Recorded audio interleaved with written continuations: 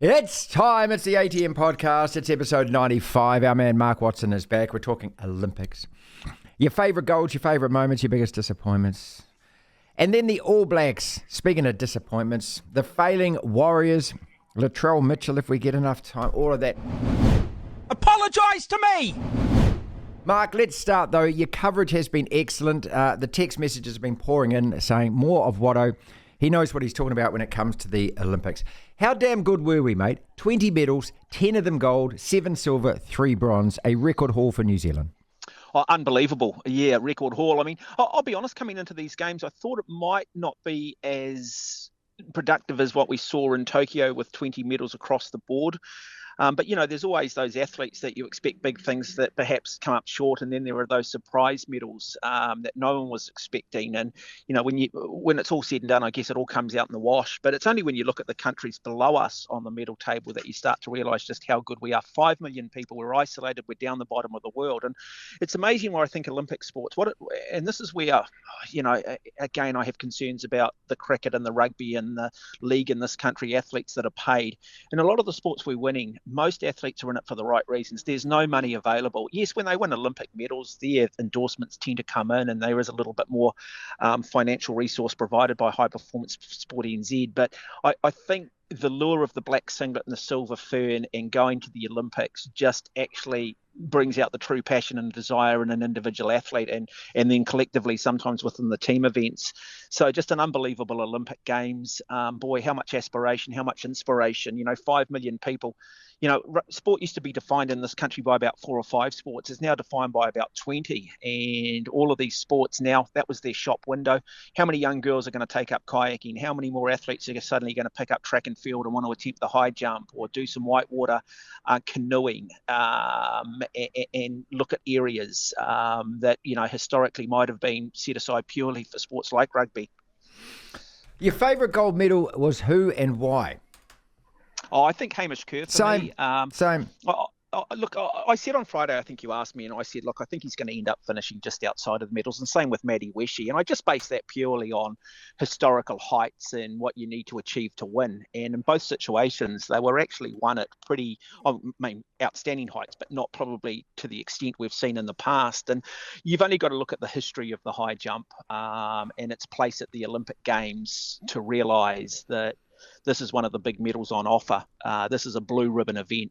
This is an event that we don't have a history in. So it's not like we've got a legacy. It's not like Hamish Kerr's following on like we might perhaps have in middle distance athletics where you're Nick Willis. Well, I'm inspired by John Walker. I'm inspired by those that have gone before him, the likes of Peter Snell. You know, he was there for a breakthrough performance 3 years ago when he finished 10th, and here he is, the Olympic champion. Amazing. You know, they build the Olympic Stadium for track and field. It is the blue ribbon event at the Olympic Games, and this is one of the blue ribbon events within the Olympic Games. Arguably, I think the blue ribbon event amongst field events at the Olympics.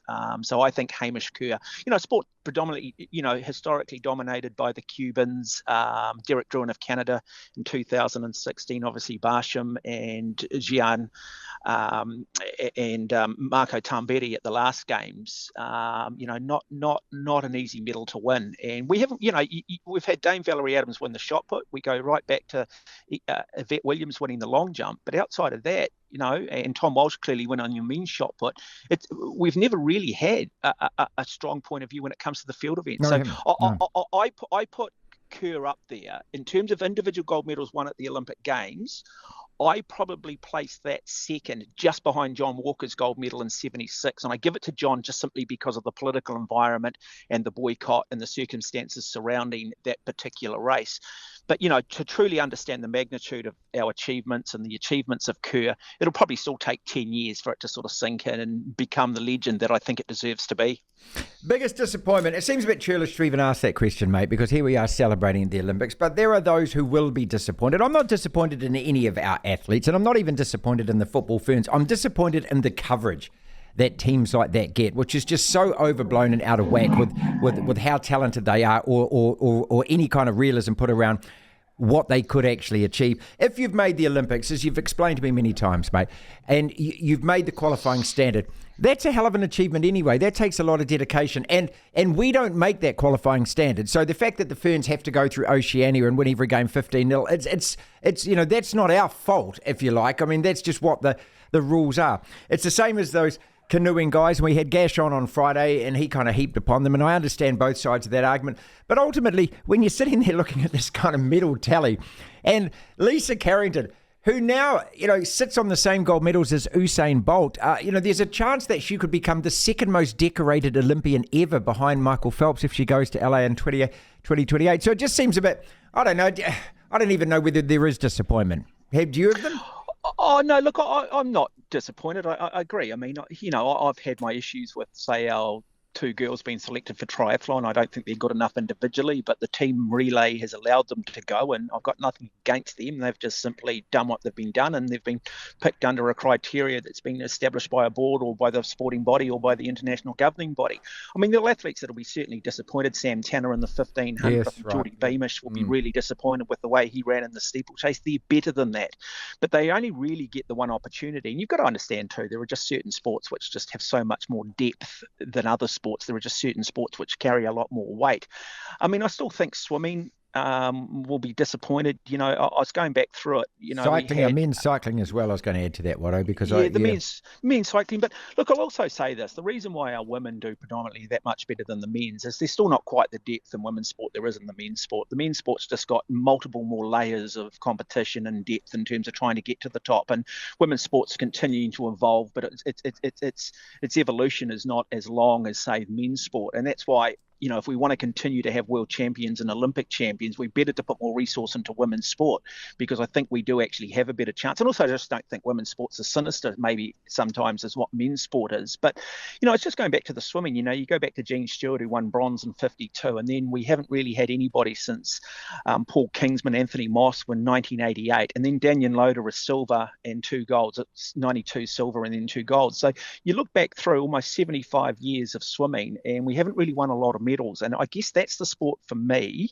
that we need to take a long, hard look at. What are we still doing wrong? And I said this to Brendan, we made our swimmers peak 3 times in 6 months. The Australians and the American peaked just once. Why aren't we looking at what the best swimming nations in the world are doing? Why do we somehow think that we've got all the answers when clearly we don't? Look, it's not through a lack of work ethic, our swimmers. I just want to say that. It's not through a lack of work ethic. Geordie Beamish, all of these athletes, they do everything they're right. Sometimes they're overtrained, sometimes they're overdone, but sometimes they're also victims maybe of a high performance program who've got maybe just a little bit too academic with their approach.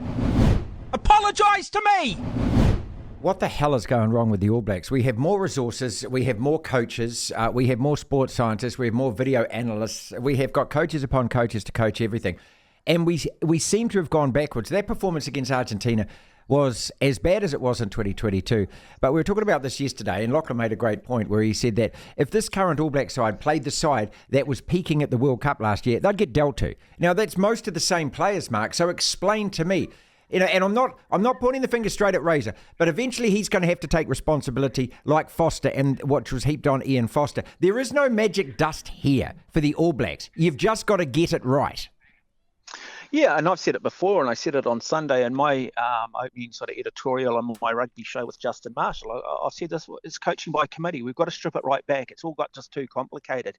I just mentioned about PowerPoint presentations maybe for some of our athletes at the Olympics, and it's a really simple game. And I think Scott Robertson actually just needs to remind Scott Robertson that he's the coach we wanted, that he's a very good coach. And you talk to Scott and you talk about his time coming up through coaching at senior club rugby, and that was probably where he learnt the most. Now, you don't have the resources at a club level, so you find a way, don't you? Adversity. And yeah, I mean, a staff of 25, 6 or 7 full-time coaches plus additional coaches coming in. I just don't know how you can get the message through. But you've also mentioned it previous year. Look at the number of players that are still in this All Black team that have been involved with this All Blacks for the last 5 years. Under Ian Foster, 12 test losses, 2 draws. Well, add another loss to that.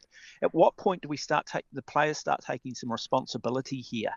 Is Geordie Barrett really the best second 5 in the country? I'm starting to think not. We did make a change at centre, and to be fair to Anton Leonard-Brown, I thought he was one of the shining lights. But That is without doubt one of the worst All Black performances I've ever seen. There is no structure. All we did was play helter-skelter, hot potato. That's all we did. I think we were sending each other messages. I think one of the great lines you said, here is a whole lot of Super Rugby players trying to play Super Rugby in a test match. That's it. That's what I'm looking at. Yeah. Stern Vern Cotter actually showed the way the All Blacks need to play. It's a really simple game. Win the battle up front, earn the right to go wide. Look, test match rugby is different. And anyone that's sitting there go, oh, but that's boring. It's how you win a test match. It's how you win Rugby World Cups. It's not Super Rugby rah-rah. We're not playing rugby basketball. You've got to retain the ball and physically win the battle. And we just seem to shy away from that. In none of the tests this year, you could say we didn't dominate England, not in 2 tests, not physically. And guys like Otoje were way superior to us in terms of what his work at the breakdown was, his work at the lineup. And against Argentina,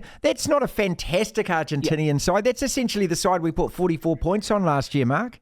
It's Argentina, man. You know, they've got about 3 coaches. They don't have the talent we have. They're a footballing nation. They come to New Zealand and they beat the mighty All Blacks. They put 38 points on us and scored 4 tries, mate. Unbelievable. Yeah. You know, and you would have heard me, and it's out there on social media, and you would have heard me say it 1,000 times on this show. So they're not allowed to play club rugby. They don't play any NPC. They're rested and rotated during Super Rugby. And they've eroded all of those competitions in the name of this team. And it's all about, and then you throw the 25 coaches in, you throw the resource, you throw the bag handlers, you throw the amount of money they're getting. And then they come up short. Yet a guy like Hamish Kerr can go and win the high jump at the Olympic Games by basically being a sole trader and basically doing it off the smell of an oily rag. And I think we've just got to get back to the basics here. We've got to get rid of players' associations. We've got to stop where's the thinking on the field now? No one even seems to have the ability to change a game plan. But we're waiting for the water boy to tell us what to do because the instructions are coming from down top. But as I said, if you're going to erode every other form of the game, the All Blacks need to win, and they need to win every damn game they play. But the other concern for me is, Martin, so we've talked about how poor the crowds were for Super Rugby. You know, no one's going and watching the NPC other than in sort of the more provincial unions like maybe Hawke's Bay and Taranaki.